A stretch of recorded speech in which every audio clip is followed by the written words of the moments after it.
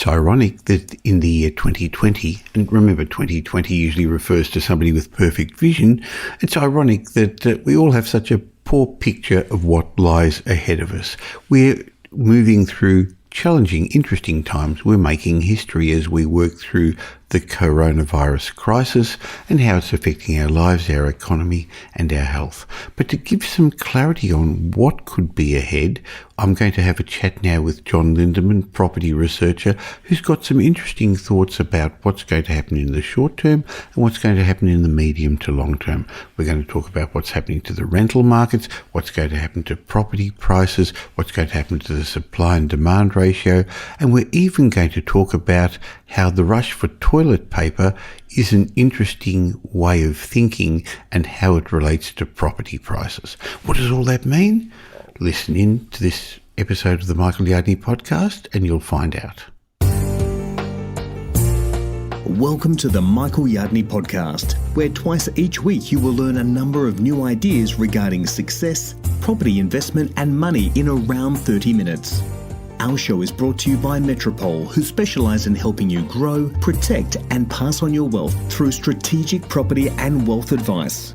Now here's your host, Michael Yardney, Australia's most trusted property commentator who has once again been voted Australia's leading property investment advisor. That's the fifth time he's won a similar award in the last 7 years.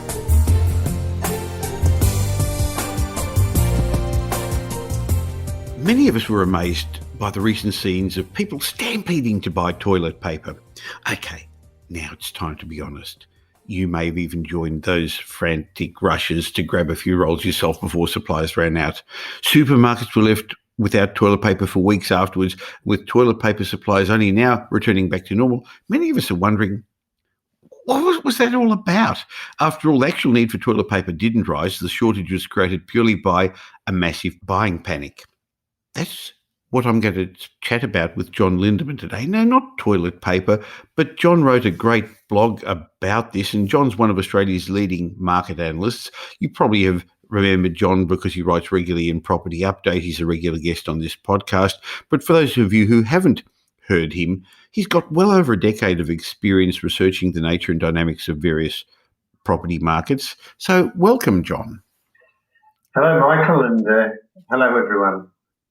Now, John, I love reading your articles, and I couldn't help reading that one about toilet paper where you explained what occurred was a classic self-fulfilling prophecy when a prediction itself causes the result. Now, how does this relate to property? Well, when I look back on what had happened and we ourselves went out and bought a few rolls that we probably didn't need, I think everyone participated to some degree. And how does that relate to property? Well, it's all about where you hear about something that's about to happen. You know, you think it might be a barbecue and you hear that properties in a certain area are selling faster than hotcakes. You're urged to be quick or you're going to miss out. And so people start racing in to buy properties and in doing that, they create the shortage that's actually being predicted. And that can in turn lead to dramatic price rises. And so when prices go up, investors say, oh, look, they were right, and so more go in, and of course you've got this, a boom. But it's an artificial boom because it's being created by the people buying property rather than the demand, for accommodation. So this is the classic speculator-led boom that happens closer to the end of most property cycles when money becomes a bit more freely available. A whole new generation who don't know about things suddenly get involved in property. And, I guess that happened a couple of years ago when over 60% of all the properties in Sydney were bought by investors. Remember that? And that's a long memory, a memory from a few years ago now. It wasn't that long ago. And of course, when you look at the fact that maybe 30% of properties are rented, if 60% of investors are buying properties, then there's an obvious mismatch there. Sure. So you've been around a while, just like I. You've researched property for a long time. But more than that, you're actually a practical person. You've invested in property. What does your research suggest is going to happen to our property markets post-COVID-19? Well, I think, firstly, looking at what's happening right now, we're seeing a number of different things occurring. And one is that the number of sales obviously is diminishing, but also the number of listings. A lot of potential vendors have pulled properties from the market. So we're seeing that both supply and demand are going down at roughly the same rate. So that means we're not going to have a property market crash or any dramatic fall in prices. And on the other hand, I'm seeing a dramatic increase in rental vacancies in the short-term rental market. You know, the Airbnb, holiday, student-type accommodation, that's collapsed. And so the rental vacancies in Melbourne, Sydney, Brisbane CBD have doubled in the last month, which is quite amazing. Let's have a look at each of those 2 points. First of all, the supply and demand ratio is clearly important. And one of the reasons I don't think the property market's going to crash, like some doomsayers are predicting, is because there's no sign of any forced sales, John.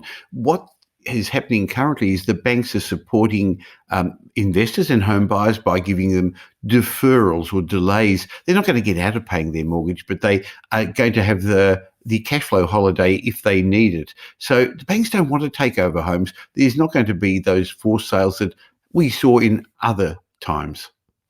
That's right. And I think the only, if you would use the word forced sales that are likely, if any at all, are going to be investors who have bought in inner-urban areas where they were trying to get a good rental income from Airbnb. You know, that sort of market is in danger of some falls occurring. Clearly, there's also going to be people who've committed themselves to off-the-plan purchases, and now when the complexes are complete, they're going to have real difficulty making valuations stack up. And I only read this morning that a third of people who'd bought house and land packages or committed to them are dropping out at the moment. And these are generally first home buyers as well.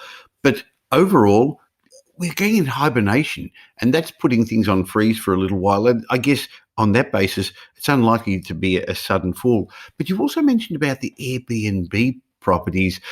It's interesting. Some of those will be furnished, and so they may not suit the general rental market as much. And many of them are probably the smaller ones that I would have thought may suit short-term stays, student accommodation, executive accommodation, rather than the general long-term rental market.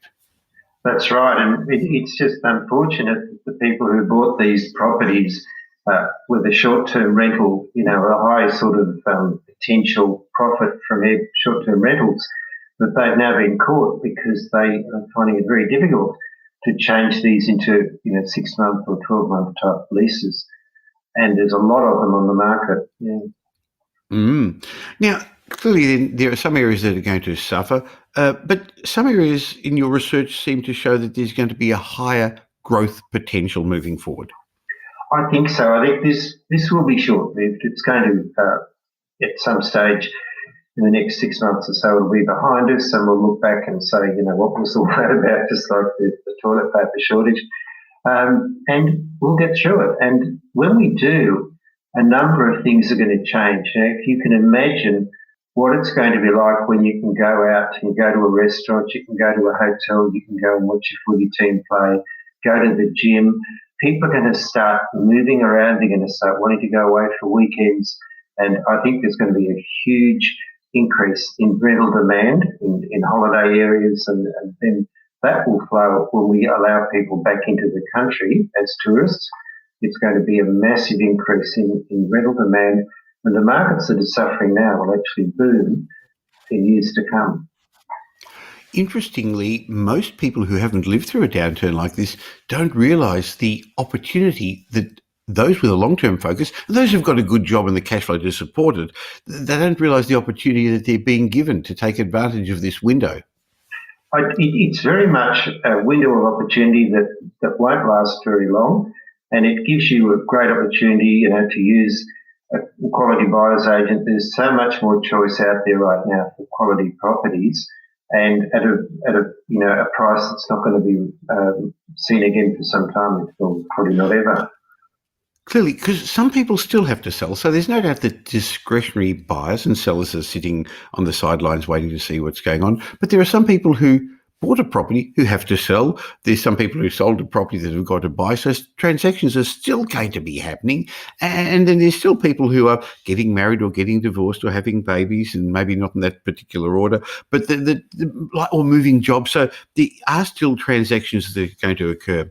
Now, getting back to the rental markets, though, what do you see happening to vacancy rates in the short term? Well, they have already increased in those the interurban CBD markets. As I mentioned, the rental vacancies has doubled in Melbourne and Sydney and Brisbane in the last month. So that in itself indicates that some owners, investors, will probably be selling over the next few months, so prices may drop in those areas. But in general, although the regional markets have suffered because of the bushfires and the drought, once this is passed, they will recover dramatically. So I see a rise in both rent demand and also in investment opportunities in many of our larger regional markets.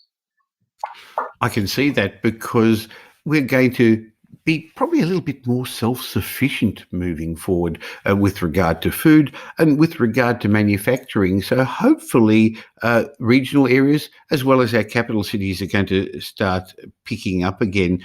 But there's some landlords that are currently a little bit stuck. Either they're not getting their full rent or any rent at all.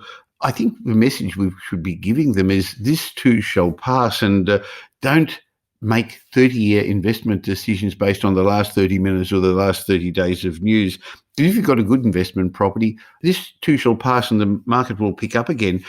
What do you see happening to rental demand in the long term, John? Well, Australia is a very unique country. It's located by itself in the southern hemisphere. It's got a magnificent economy. It's got lots of natural resources. And what you find historically is that after international crises or wars or disasters, people want to move to Australia. And this has always been the case. Our largest intakes of overseas migration have always been after international disasters. So what I see happening is once we've got this, behind us, we're going to see a lot of younger people wanting to move to Australia. We've come through this pretty well, both in terms of, the unfortunate fatalities have been very low compared to other countries, and we got through it fairly quickly. And I think that that plus the benefits of living in Australia will mean we're going to get a huge rise in migration. And that, of course, will provide an economic boom to this country, and it'll also, as it always has in the past, it'll lift demand for housing, and we'd like to see some really excellent years of growth in the years to come. Well, I see a couple of points there. Firstly, people are going to say, well, we don't need more migrants because we've actually got higher unemployment. But migrants come in and they buy refrigerators and televisions and carpets, and they grease the wheels of industry. And it really is one of the ways of getting up our GDP, isn't it? Getting the economy moving by having more people spending in the economy. Yes, and they also create more jobs than what they take up. The ratio is about 4 to 1. So every migrant might take one job, they create 3 more in the process. So it's an economic boost, and it also helps to reduce unemployment. And they take up many of the jobs that, let's face it, most of us wouldn't want to do anyway. So the jobs they take up initially are those basic jobs that need to be done, and then they improve and they get better jobs, start their own businesses. But that's how the economy always recovers. The other point you made was that there is going to be increased demand, but that's going to be coming at a time of lower supply. At the moment, there are projects that are being completed. The building industry is being seen as one of the essential services so that we're not slowing that down as much. But there's actually very new little activity occurring, whether it's the high-rise towers, whether it's the new house and land packages, whether it's the infill development. So there's going to be eventually a shortage of supply, John. And it's unfortunate that developers, and I know many small developers, but they tend to look at what's happened in the past. They look at property price rises and say, oh, it's great to do a property development. And then, of course, you will end up with a surplus in some areas, but it's a lag, because what they've looked at is the past demand, and they keep building until there's a surplus, and then they stop. And then it takes many years before the developers get busy again. So we're at this stage right now where there has been some overdevelopment, but the nature of demand is it'll catch up to that, and soon there'll be a shortage, and it will take the developers a number of years to gain confidence to get back in and start building more property. So I think what's going to happen is that price rises will occur.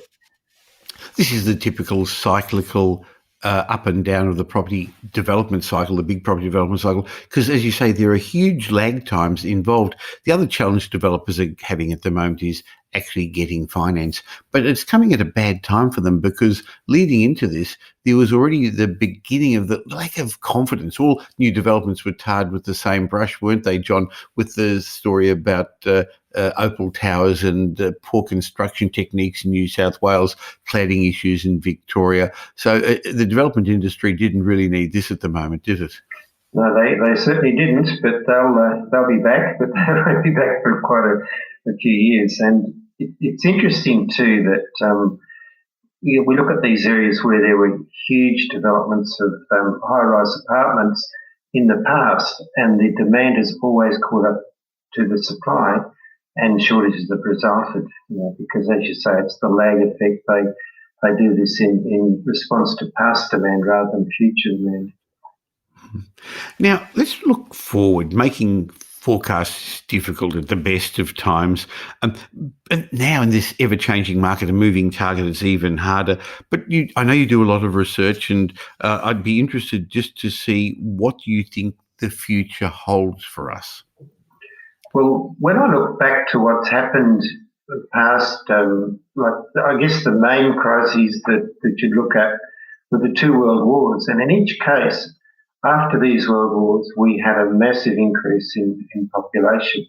The highest population growth rate we've ever had was after the Second World War. And what happened then was that housing prices after the Second World War doubled in about 2 years. Prices doubled.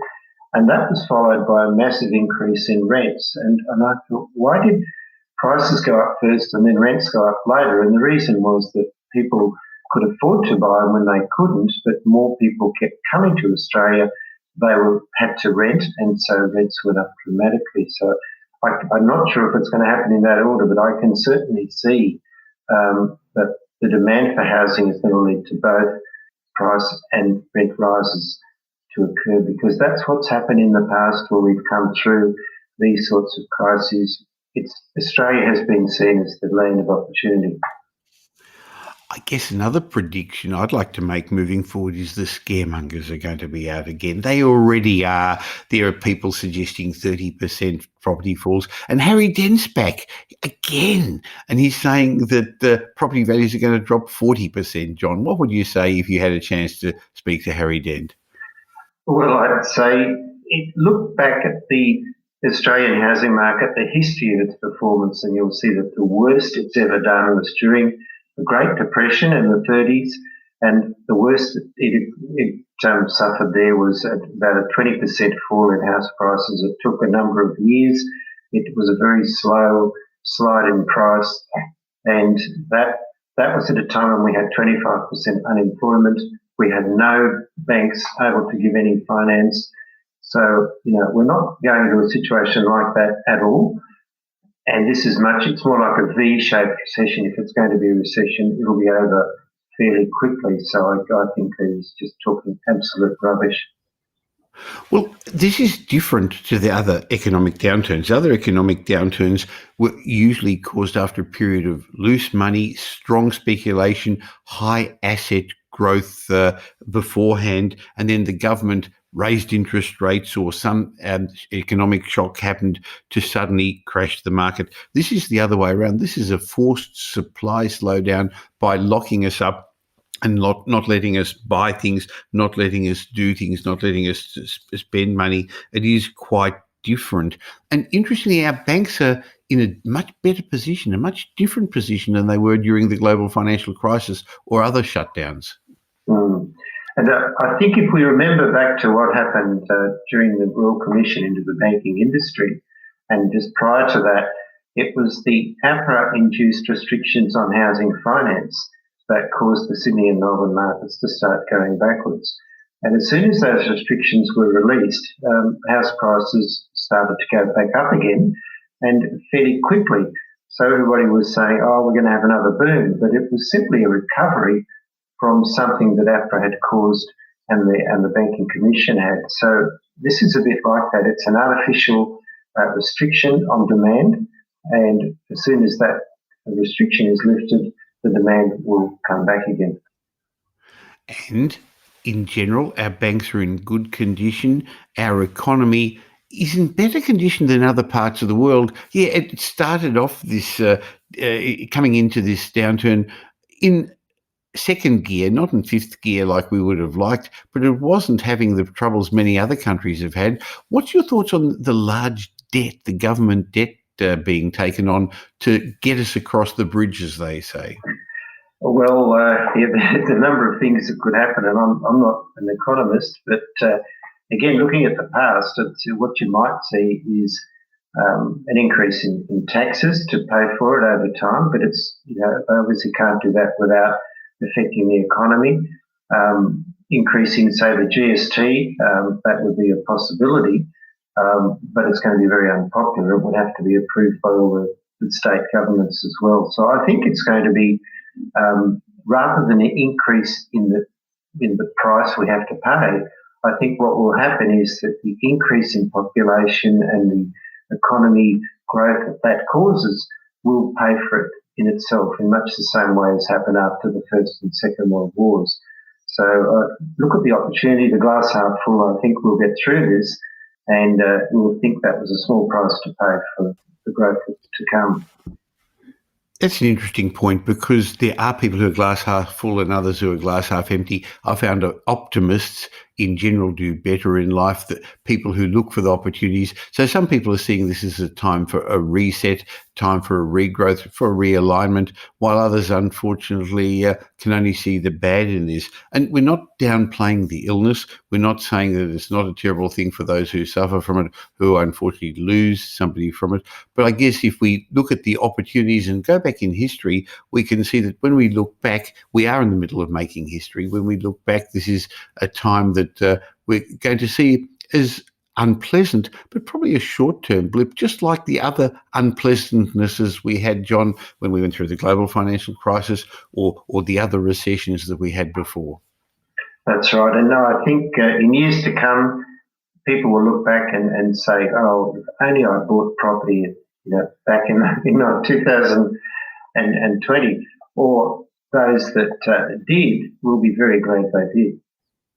Sure. So thank you, John. Some interesting thoughts there coming from somebody who's been around the block a few times. Look forward to having you back on the Michael Yardney podcast again real soon. That's a pleasure, Michael. And I just say to everyone, hang in there. This will pass fairly quickly. Yes, it will. In a moment, I've got to share my mindset message with you. But before I do, I just want to confirm that I, similarly to John Lindeman, believe that when we look back, these are going to be times of opportunity.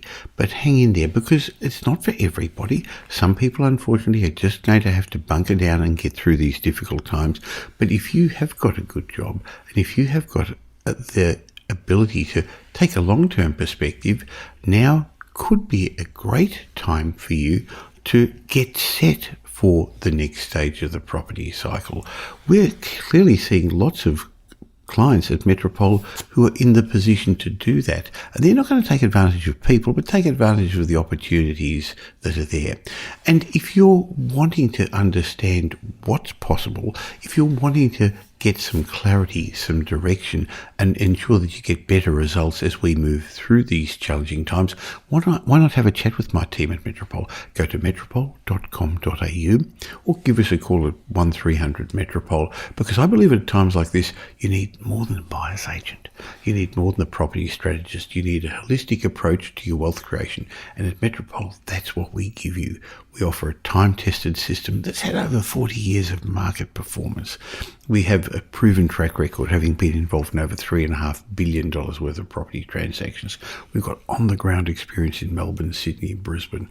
We don't sell properties, though, so we can build a strategic property plan for you. And you've got access to our wealth advisory, our property renovations and development services, property management and finance strategists. Go to metropole.com.au, find out about what we do, or give us a call at 1300 Metropole.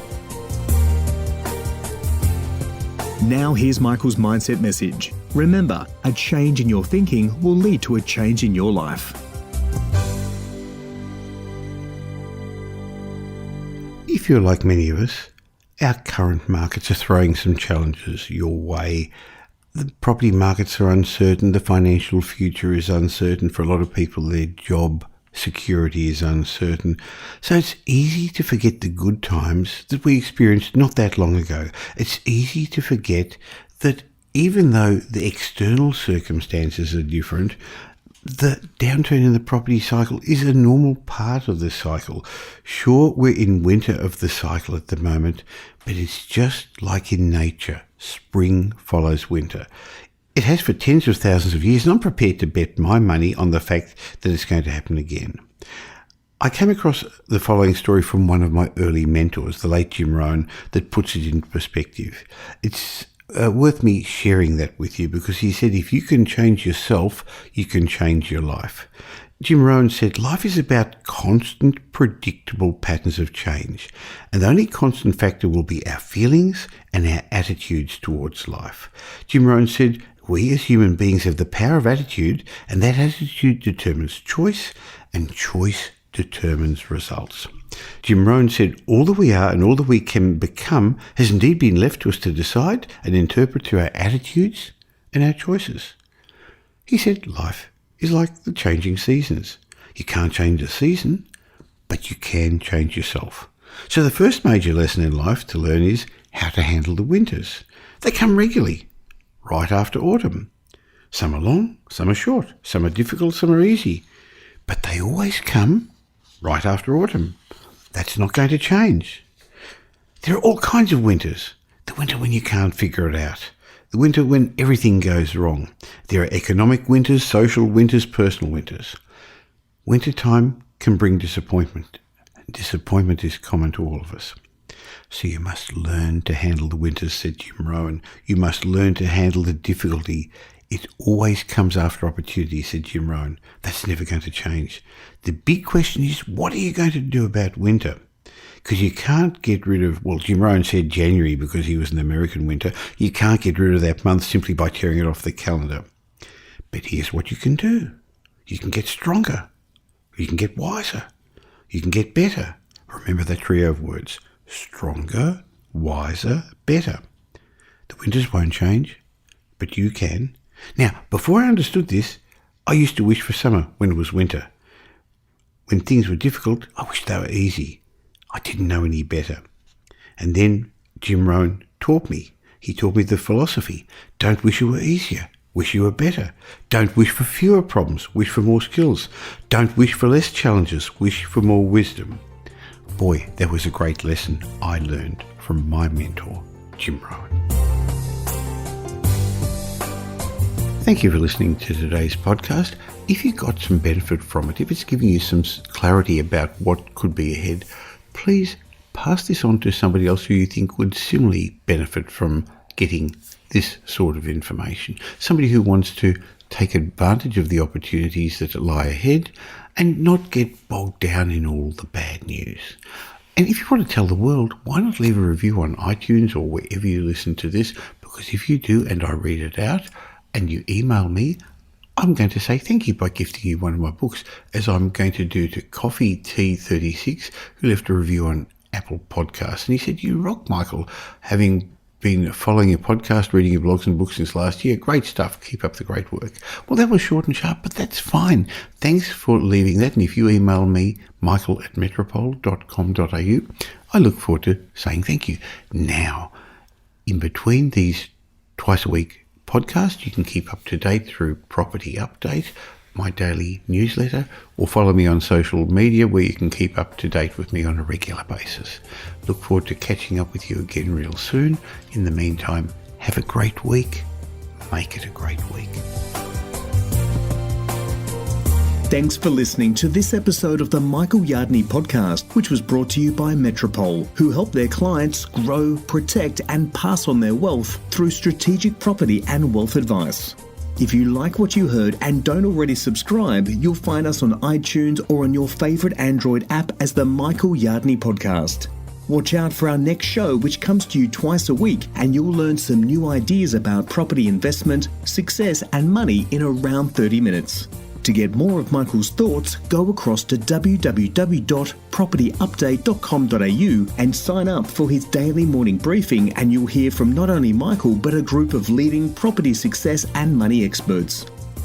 And just a reminder that the information you heard in this show today is general educational advice and not specific investment advice, as we don't know your personal circumstances. If you're looking for specific advice, why not ask the team at Metropole to help you?